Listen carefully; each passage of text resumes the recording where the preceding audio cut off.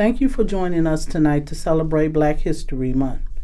22 years ago, I started a program to celebrate Black History Month. It was Black Culture Night in Blue Island. My first program was in Blue Island Public Library, and today we're back in Blue Island Public Library. We have several guests to come and help us celebrate.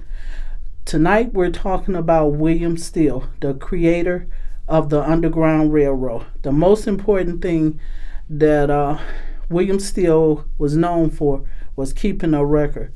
But first of all, we have several people that's going to perform. Our first performer is Myra Evans.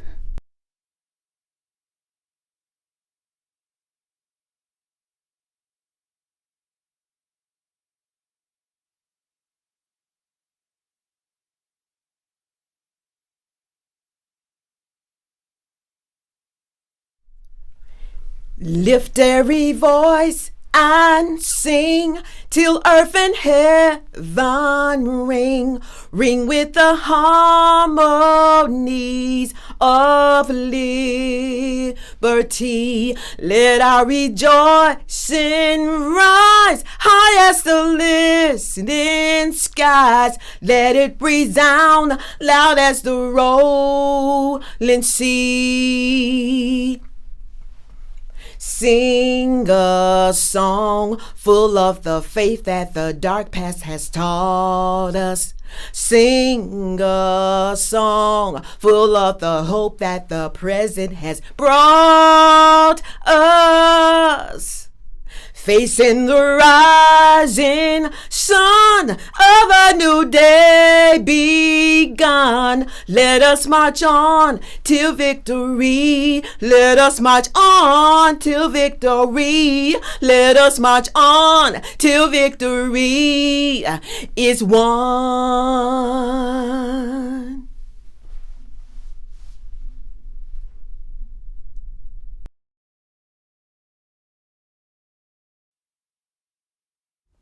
We have Aisha. She's going to tell us about the founder of Black History Month, Woodson Carter.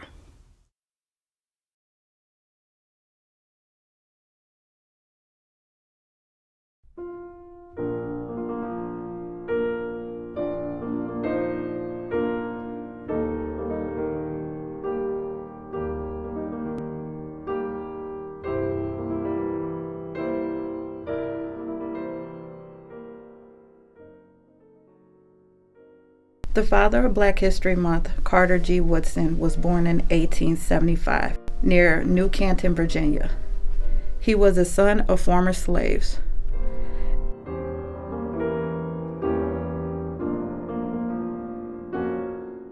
In 1907, he obtained his bachelor's degree from the University of Chicago. In 1912, he received his PhD from Harvard University.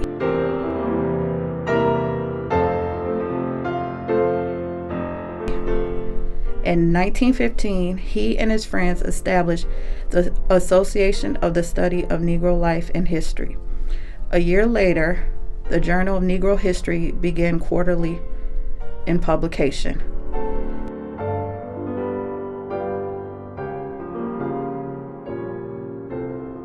In 1926, Woodson proposed and launched the annual February observance of Negro history, which became Black History Month in 1976.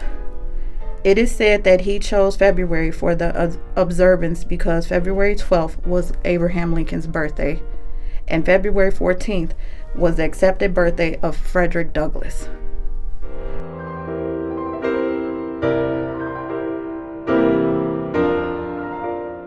Dr. Woodson was the founder of the Associated Publishers, the founder and editor of the Negro History Bulletin, and the author of more than 30 books. His best-known publication is The Miseducation of the Negro, originally published in 1933 and still relevant today. He died in 1950, but Dr. Woodson's legacy goes on.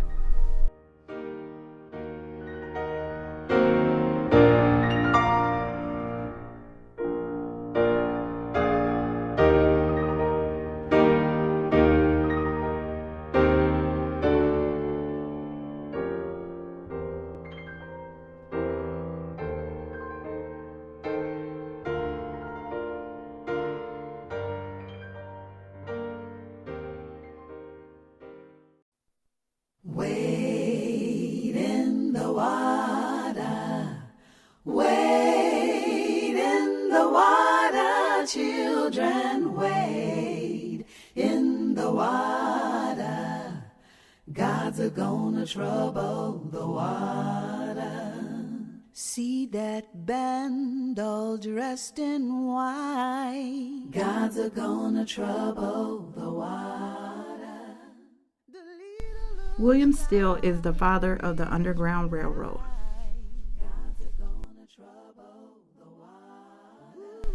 William was born during a time that the United States of America was divided in two.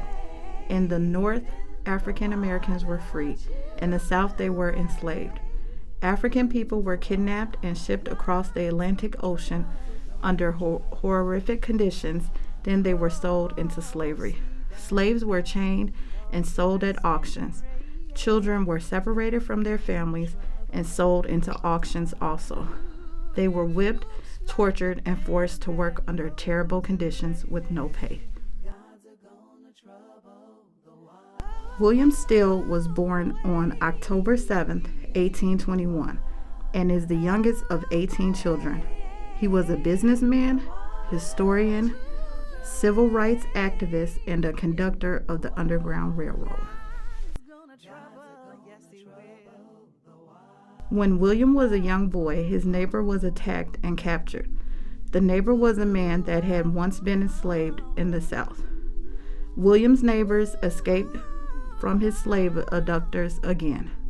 The young boy was called by his other neighbors to help this man. William was very familiar with the woods and led the man through them. This moment defined William.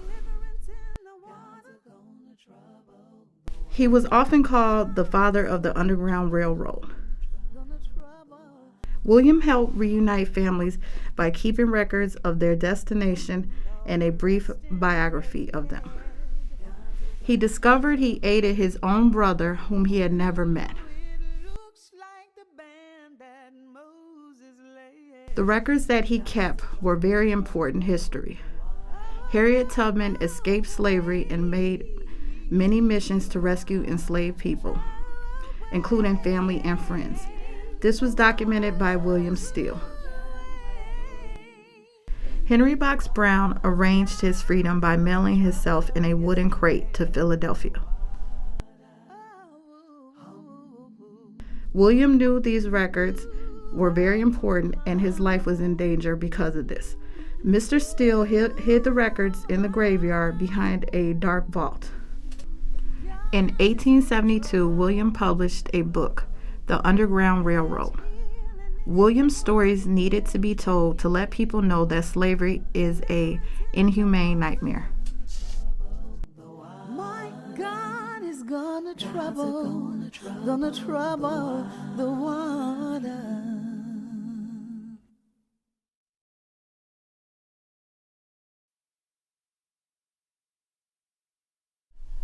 We have a wonderful guest this evening. His name is Tyrone Haymore. Tyrone Haymore is a historian from Robbins, Illinois. He's the director of the Robbins Museum. Tyrone Haymore is in the process now of he has a museum, but he's trying to get a larger museum. Tyrone Haymore has more information about Blue Island versus Robbins. So he's going to give us a little education on the connection of Robbins, one of our sister cities. Tyrone Haymore was in our program 20 years ago. He was in there 10 years ago. He has a lot of information about the South Side Black history.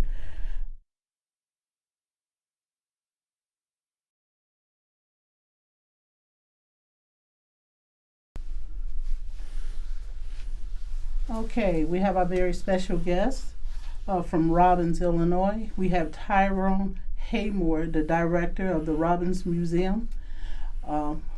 He has a lot of history of Blue Island and Robbins, and he's our special guest today.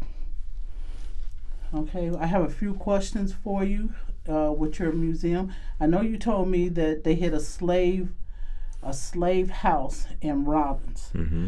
And tell us a little bit about the connection of Robbins and Blue Island. That's what I probably want to know first. Well, you might say Blue Island gave birth to Robins. Blue Island, of course, was here way longer before Robins. But when the blacks came into this area, they first came here in 1892. It was the first arrival of the blacks in the area that is now called Robins. And of course, it was just a farmland. It was farmland where a few white farmers live. Probably no more than 12 large white farmers were in the area that is now called Robins. And the few blacks that moved in, they were given this land. They were actually introduced to that area by a man named Henry E. Robbins, who it later got his name from. Okay. Mr. Henry Robbins had bought up a large tract of land. He had even tried to acquire Blue Island for the city of Chicago. And as you know, the World's Fair of 1893, I think it was coming to the Chicago area, and they were going to need large tracts of land. The A.J. Smith Realty Company out of New York got a hold to their agent in Chicago and told him to start buying up as much land south of 47th Street in Chicago as he could. And that included communities like Beverly Hills, Marinette Park, and all over town, and the area that later became Robins. And so this was land before the blacks came, before Robins people came. And but it was the city of Blue Island that halted them from buying up land south of 119th Street. Blue Island went into court and said that it was as old as the city of Chicago, and it had no intentions of being connected to Chicago by its government, and the court agreed. Therefore, they stopped the A.J. Smith Realty Company from going south of 119th Street, which is the boundary lines, there between Chicago and Blue Island. And therefore, the land south, which included what's now Robin, was also saved from that annexation. So Mr. Robin was left with all this land and that he had bought for his company in New York. Now, what are we going to do now that we can't use it? But they were buying it to go along with the World Columbian Exposition that was coming, because they had said they were going to need large tracts of land. But he bought this land up, and he got orders from New York to sell the land for as cheap as he can to get rid of it as quickly as possible. And he wasn't getting rid of it as fast as his company wanted, so he started even trying to maybe even give some of the land away for something. But then he heard about some blacks that was living in the back of the yard section of Chicago who were having serious racial problems. And he said because they weren't adjusting well, because they came from the South, most of them were uneducated, had very little skills other than farming skills. He said, I bet you I could sell this land to them, because this looks just like where they came from, Mississippi and Alabama and Georgia. So he sold land that's now called Robins to the blacks that had settled in the back of the yard section of Chicago for as low as $25 and $50 a lot. Oh, wow. And the blacks just fled out here to Mr. Robbins and said, give me this, give me this. And they loved it because it reminded them of the South where they came from. Yeah. Now they can live because they know how to farm. Right. So most of them, half of them couldn't read or write that well. And so Mr. Robbins began to sell, and they just bought up the land like crazy. And before long, they had over 300 families. Oh, that's wonderful. Black families living in this farm area just south of present-day Blue Island. And but it was unincorporated area of Blue Island, but Blue Island still had the oversight of this area. So as the blacks were building up in the area that we call Robins now, they were needing services, just to buy goods and services, what have you. But also they needed to. They were having fires. The houses that they would build would catch on fire because they didn't have a lot of stuff they got now. Yeah. And also, they had problems where they needed police service, and they didn't have a police department. So they had to depend on Blue Island for all of that. Well, Blue Island was servicing them, but they were getting a little tired of it, too, because they were giving them services that they weren't paying for through their taxes, because they weren't being taxed. Right. And it was really the Blue Island official who told this black settlement of blacks in Robbins, why don't you all think about forming your own government and have your own city and tax your own self and then get money that you can have to buy your own fire truck there and leave us alone? Because now the blacks were complaining that they weren't putting out the fires fast enough. They were doing criminal activities in among the black community out there, and the judges, anything that went wrong, if black came up here to court, they would throw it out.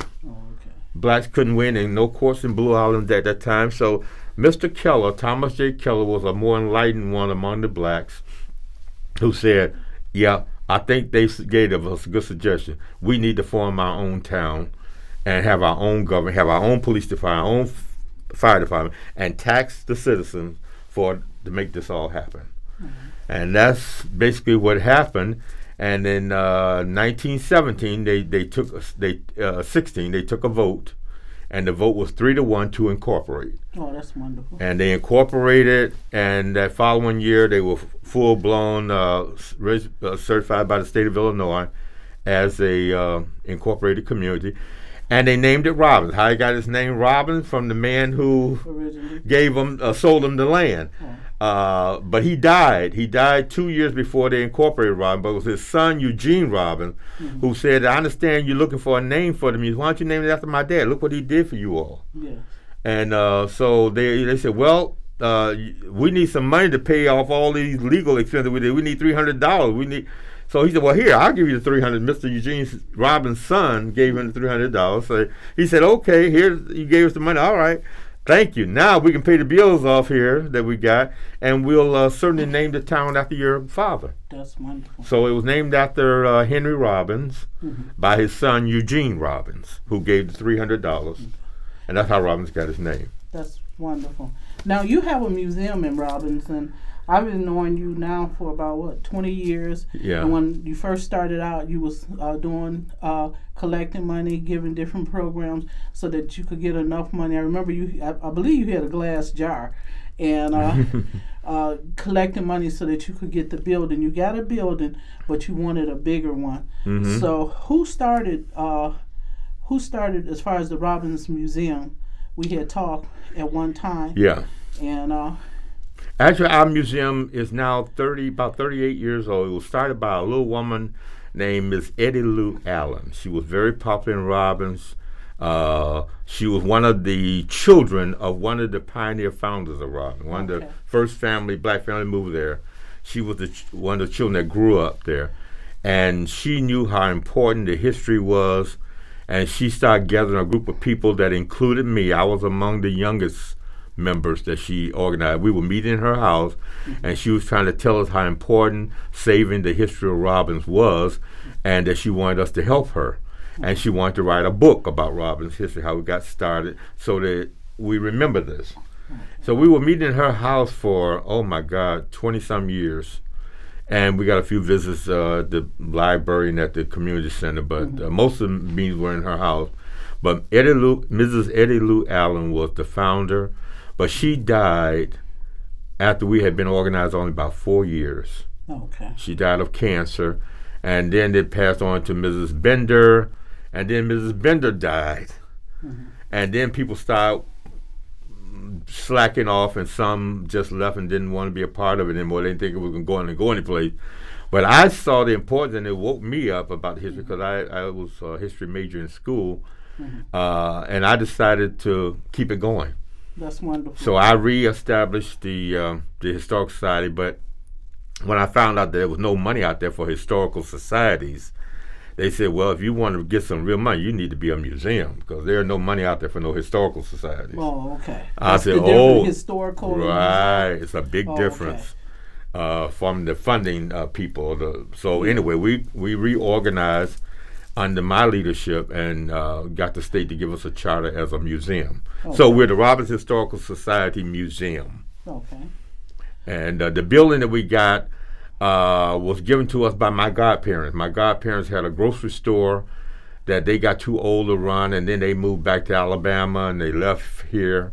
And they put the building up for sale. The building wouldn't sell. Nobody wanted to buy it. And it had been used as a grocery store and a liquor store at one time after my godparents left it. They rented it to a fellow that turned it into a liquor grocery store. But then they had a problem there where they closed it. And it was closed for a number of years for sale sign. Nobody would buy it or use it. So I asked them, I said, well, we need a place for our new historical society. I said, how about selling it to us or even giving it to us, Yeah. And so basically they gave it, my godmother, father gave it to me. They gave me the building. When they found out what I wanted to do, they were really pleased about that. And they said, well, you can have it as long as you take care of all the expenses and whatever. Yeah. And in a sense, it was a gift to us from my godparents. That's the best. So we were able to build a building, put up the signs, advertise, and we're well on our way. And now we need a bigger facility, which is what we're working on now. We're trying to raise money. The S.B. Fuller Mansion. Excuse me. Where's it located at? Your new building you're trying to get? The old building was located at 3644 West 139th Street. In Robbins. If anybody knows where Lawndale Avenue is, at the corner of Lawndale and 139th. Now, the new facility that we're trying to build is trying to rehab is a mansion that was left by the richest man in Robbins, who's a multimillionaire, Mr. S.B. Fuller. And he died in 1988, and his wife died 10 years later, in 99, and the house was left there, and no family members of his was able to maintain the place, and it went through several hands, and everybody that got it couldn't handle it, and it finally ended up was the last owner, Mr. Davis, decided that he thought he was going to be able to use it, but he can't use it now, but he wanted his money back. So he decided to put the house up for sale, and it didn't sell. So he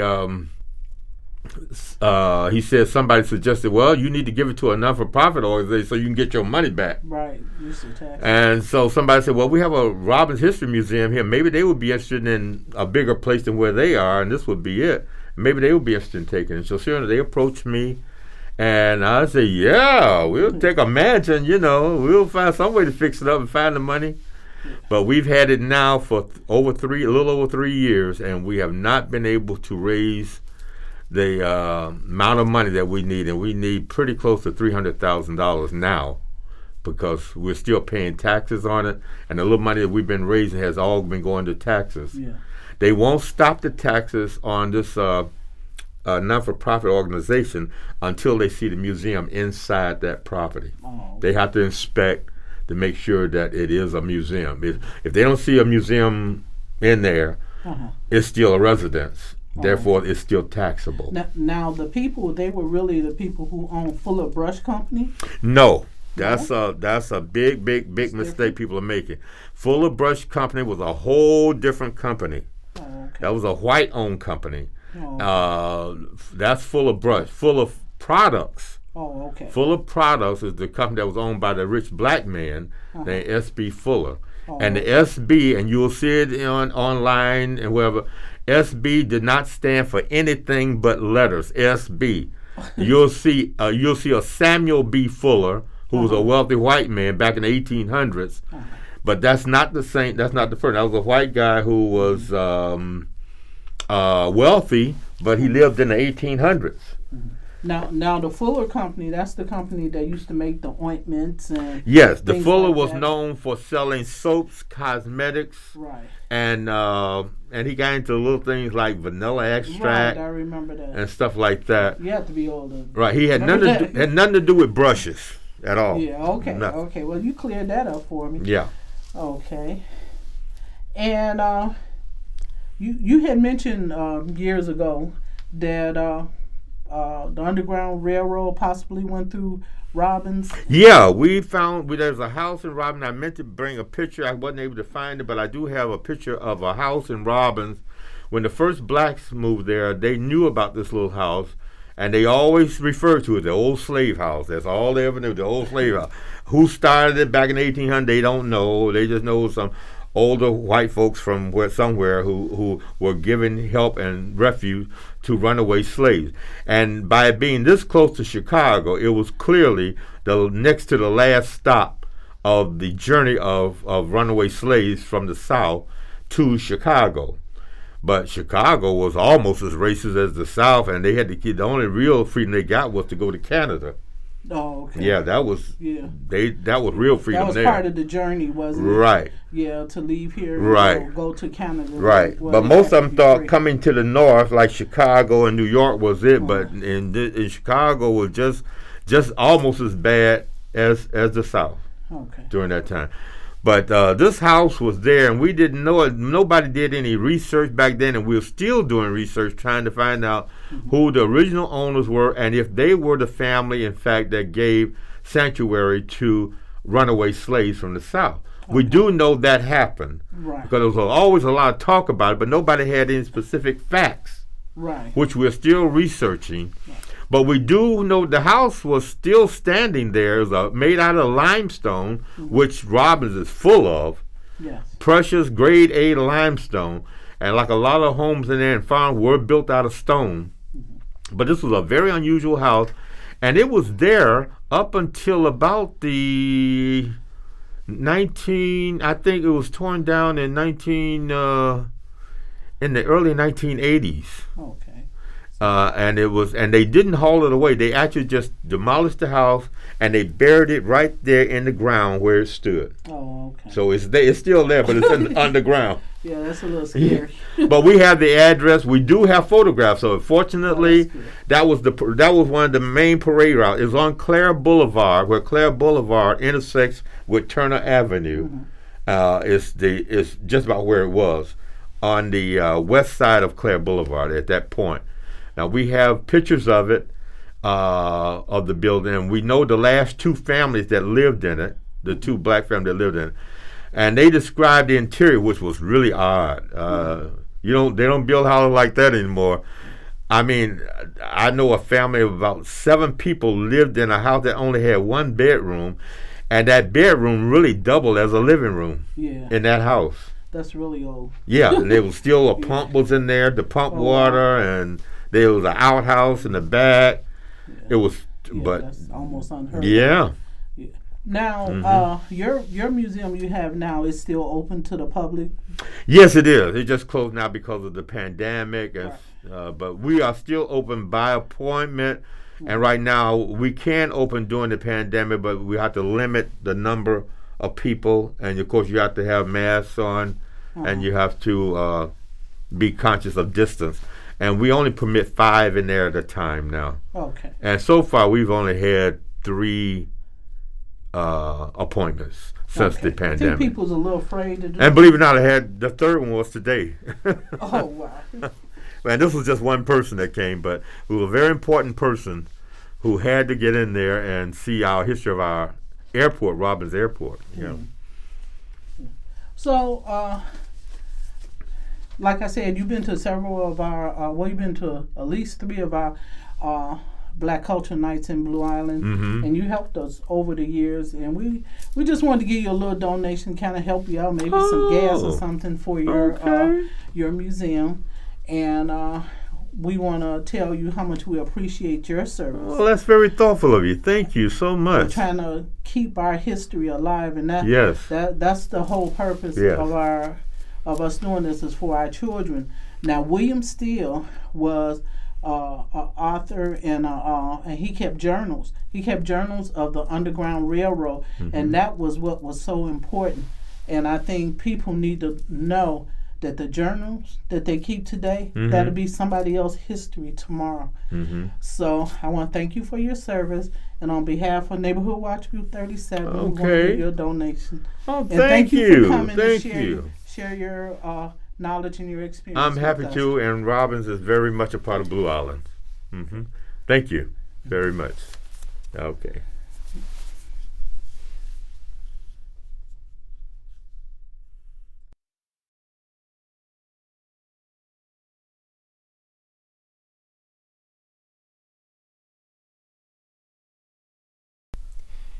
Greetings, this is Mayor Vargas from the City of Blue Island. I want to take this opportunity to wish everyone a happy and safe Black History Month. Again, Black History Month here in Blue Island, we cherish it not only for our own personal experiences, but and the people who we love and share our community with, but again, nationwide and worldwide.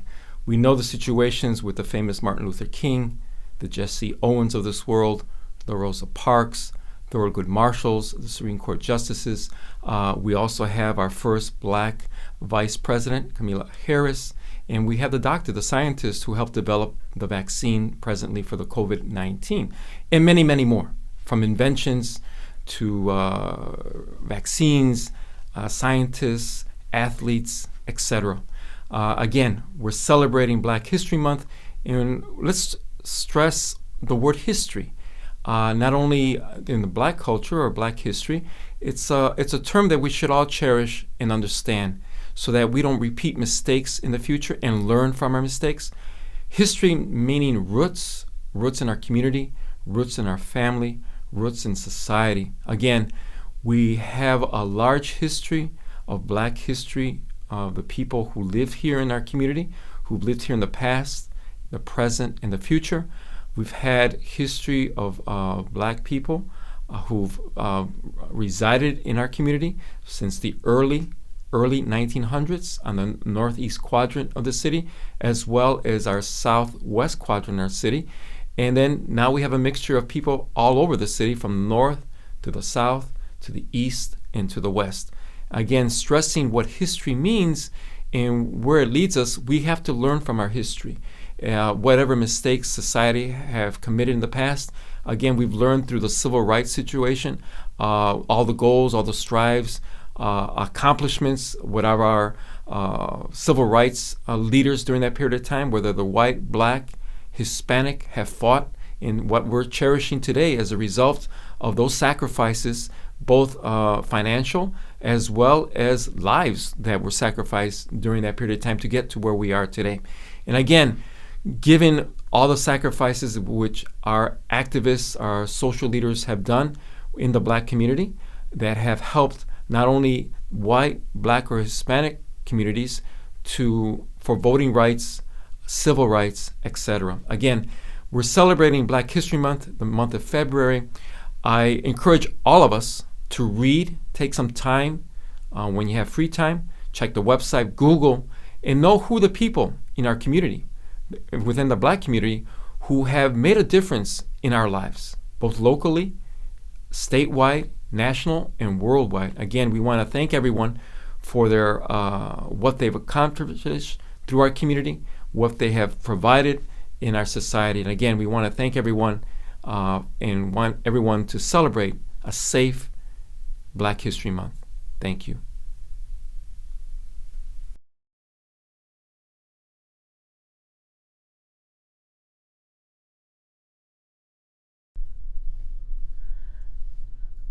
I want to thank everyone for joining us to celebrate Black History Month.